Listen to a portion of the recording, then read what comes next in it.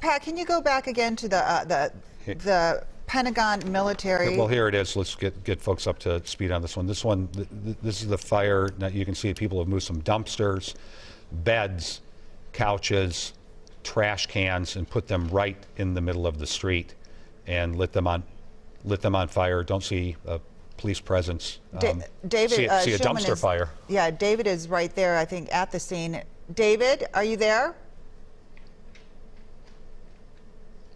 And then, Leah, what's the location here, if we don't have David's audio? This is near the 5th precinct, where there are several fires already. We're 4 blocks west of the precinct. What street are you on?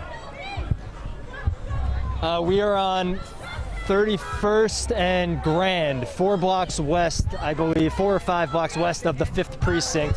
A lot of people out here in these streets actually walking away from the precinct. They set the fires and are now walking away. We heard flashbangs earlier. There was a man, he showed us one of the rubber bullets that the police were shooting. He was hit with one. You can hear these chants.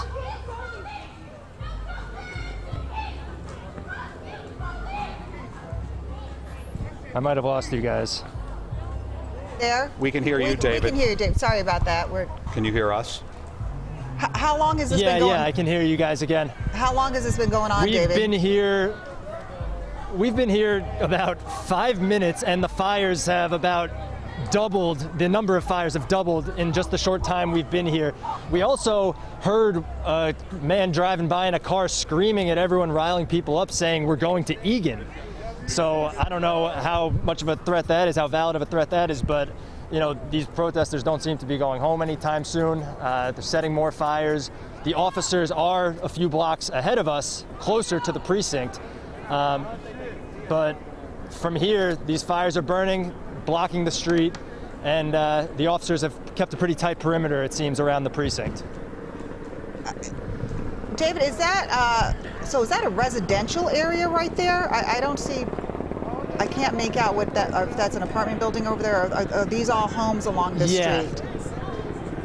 These look to be small apartment buildings, and even behind us now, they're starting another line of trash cans setting fires. If you want to turn around just to show them setting up, it seems every block they want to get done up like this, every intersection. They're starting right behind us now.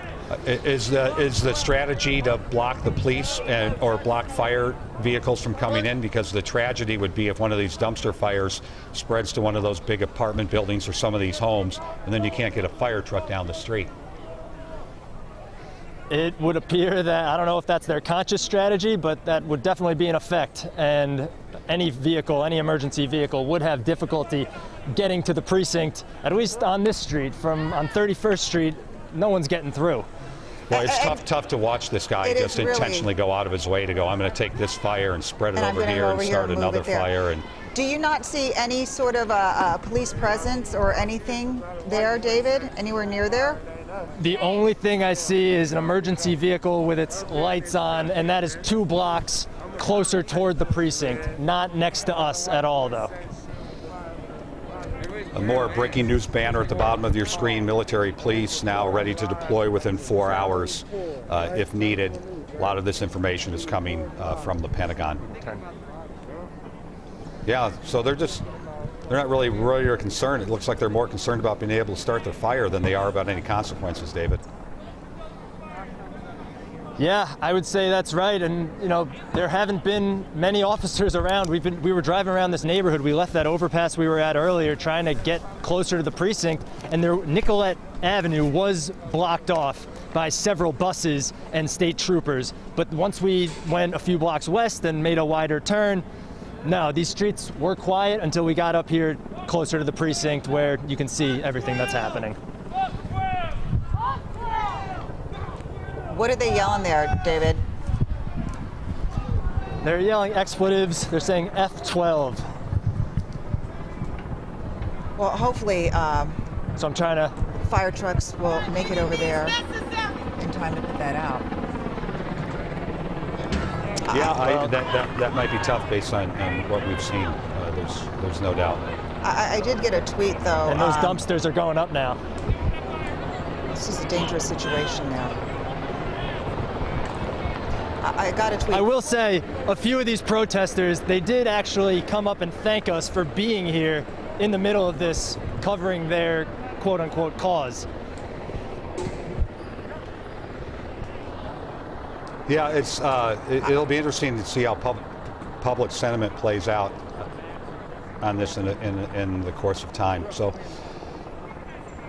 David, keep an eye on things for us. We're gonna check back with you in a few minutes. Be careful too, please.